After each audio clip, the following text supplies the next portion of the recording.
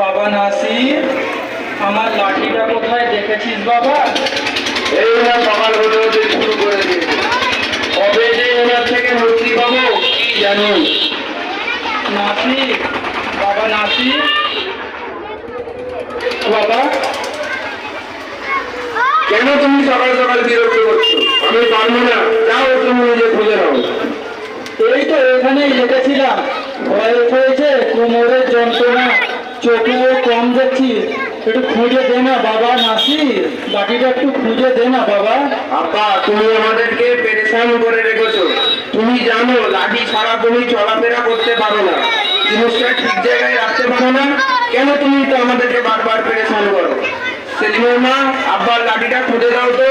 আব্বার এ রোজের ঝামেলা, লাঠি কোথায় রাখবে আর আমাদের পেরেশান করবে, এটা কি একদিনের ব্যাপার? উনি তো রোজ রোজ এমন করে। আমি রান্নার কাজে ব্যস্ত আছি, না হলে রান্না দেরি হয়ে যাবে। আর হ্যাঁ, তুমি নিজে এটা খুঁজে দাও, তাহলে উনি সব ফেলবে।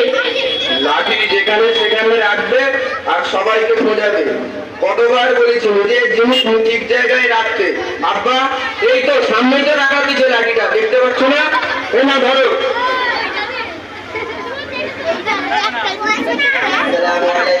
ওয়ালাইকুম আসসালাম। বস বস বস।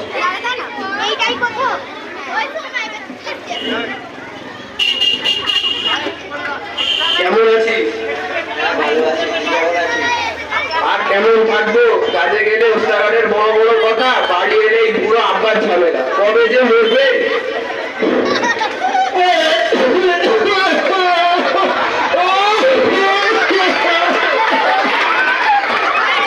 আব্বা, বাড়িতে মেহমান এসেছে, তার একটু খেয়াল করো। তোমার কাশিটা বন্ধ করো। যখনই দেখি কেসেই চলেছে, কেসেই চলেছে। কতবার বলেছি সিরাপ টিরাপ খাও, সামনে তো ডাক্তারখানা রয়েছে, যেতে পারো না? একটু সিরাপ টিরাপ খেতে পারো না?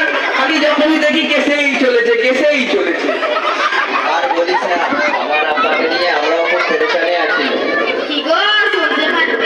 বসে বসে কি গল্পই করতে থাকবে নাকি খেতে যাবে? এই চল চল চল, অনেক দেরি হয়ে গেল, চল কাজে যেতে হবে। উস্তাগার বহুতবার ফোন করছে, চল চল। সেলিমের মা, আমার চাবিটা দাও তো। সেলিম, তোরা